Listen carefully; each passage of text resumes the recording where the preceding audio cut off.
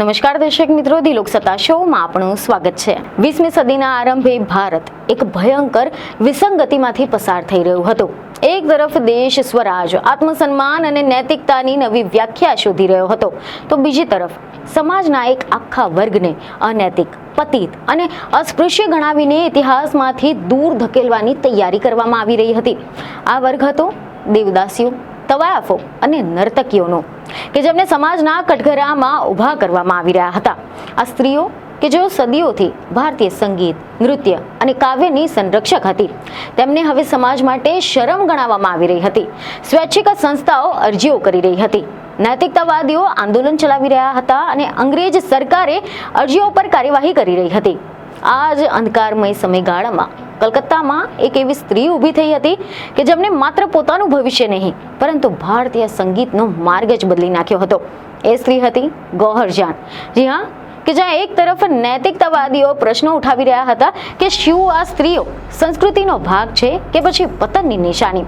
સામાજિક સંસ્થાઓ અરજીઓ કરી રહી હતી અને અંગ્રેજ સરકાર એ અરજીઓ પર કાર્યવાહી કરી રહી હતી। ત્યાં જ બીજી તરફ આ જ ઉથલપાથલના સમયમાં કલકત્તાની એક તવાયફ ઇતિહાસ રચી ગઈ હતી। નામ હતું ગૌહર જાન। મીડિયા રિપોર્ટ અનુસાર જ્યારે સમાજ તવાયફોને ખતમ કરવાની વાત કરી રહી હતી, ત્યારે ગૌહર જાને શાસ્ત્રીય અને ઉપશાસ્ત્રીય સંગીતને કોઠાની સીમાઓથી બહાર કાઢીને ગ્રામોફોન રેકોર્ડ દ્વારા ઘર ઘર સુધી પહોંચાડ્યું હતું।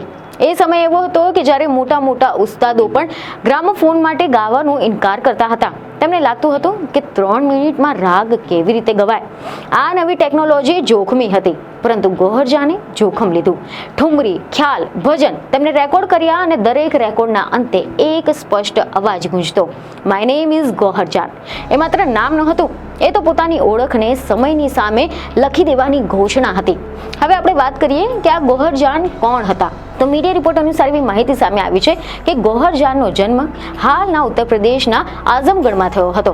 જન્મ સમયે તેમનું નામ હતું એલિન એન્જલિના યુવટ। પિતા વિલિયમ યુવટ અને આર્મેનિયન મૂળના કલકત્તાની કંપનીમાં નોકરી કરતા હતા, જ્યારે તેમના માતા એલિન વિક્ટોરિયા હેમિંગ એ વ્યાવસાયિક રીતે ગાયિકા હતા।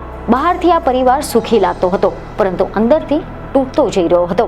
1879માં માતા પિતાના છૂટાછેડા થયા, ત્યારે નાની એલિન માટે આ પહેલો મોટો આઘાત હતો। જીવન અહીંથી જ અસ્થિર બની ગયું હતું। 1881માં માતા અને દીકરી બનારસ પહોંચ્યા। આ શહેર માત્ર ધર્મનું નહીં, પરંતુ સંગીતનું પણ કેન્દ્ર હતું।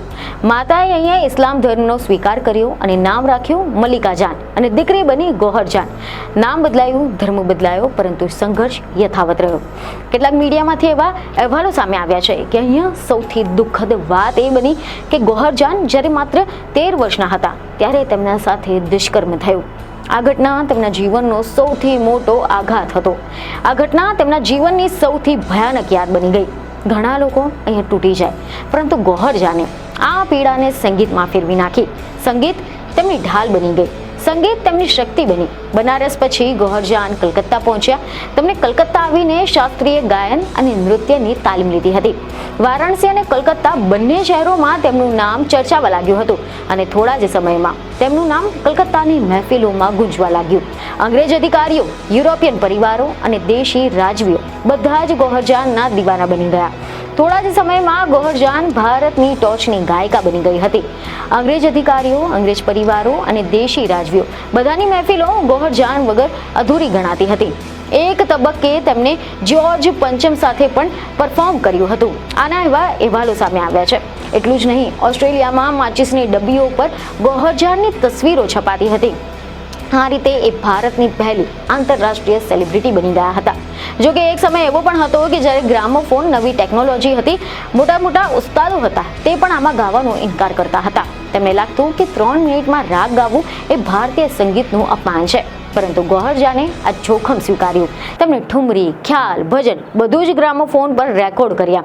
દરેક રેકોર્ડના અંતે તેમનો અવાજ ગુંજતો, માય નેમ ઇઝ ગૌહર જાન। આ શબ્દ ભયમાંથી જન્મ્યા હતા।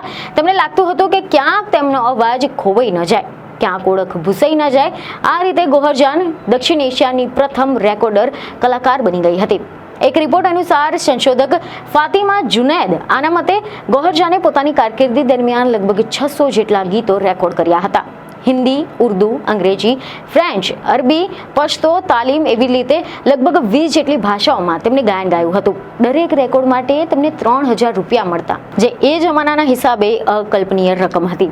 આ રીતે ગૌહર જાન કરોડપતિ બની ગયા હતા. ગૌહર જાન માત્ર કલાકાર ન હતા, તેઓ અત્યંત વ્યવહારુ અને દૂરંદેશી પણ હતા. બાળપણમાં તેમને ગરીબી જોઈ હતી, એટલે પૈસાની કદર જાણતા હતા.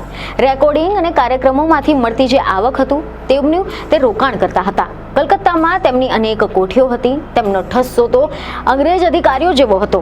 રાણીની જેમ વસ્ત્રો, ભારે ઝવેરાત અને શાનદાર સવારી, ગૌહર જાન એક બ્રાન્ડ બની ગયા હતા. નવાબ જ્યારે તેડું મોકલતા તો આખી ટ્રેન મોકલતા, કારણ કે ગૌહર જાન એમના મોટા તામઝામ સાથે સફર કરતા હતા. જોકે તેમના જીવનનો એક કિસ્સો ગાંધીજી સાથે પણ જોડાયેલો છે. જી હા, મીડિયામાંથી કેટલાક અહેવાલ એવા સામે આવ્યા છે કે 1920નો સમય હતો કે જ્યારે ગાંધીજી સ્વરાજ ફંડ માટે દેશભરમાં ફાળો એકઠો કરી રહ્યા હતા. ત્યારે ગૌહર જાનને બોલાવવામાં આવ્યા હતા. ગૌહર જાન તો ચોંકી ગયા, કારણ કે તેઓ જાણતા હતા કે સમાજ તવાયફોને કેવી રીતે જુએ છે. તેમ છતાં પણ તેમને આખી કાર્યક્રમની આવક સ્વરાજ ફંડને આપવાની તૈયારી બતાવી, પરંતુ એક શરતની સાથે કે ગાંધીજી જાતે તેમનો કાર્યક્રમ જોવા આવશે. વાયદો થયો, દિવસ આવ્યો. હોલ ખચાખચ ભરાયેલો હતો, પરંતુ ગાંધીજી એ તો દેખાયા જ નહીં. નિર્ધારિત દિવસે ગૌહર જાને ગાંધીજીની રાહ પણ જોઈ, પરંતુ અણીના સમયે કોઈ મહત્વપૂર્ણ રાજકીય કામ આવી ગયું હોવાથી તેઓ આવી શક્યા ન હતા. અને ગૌહર જાને પરફોર્મ કર્યું.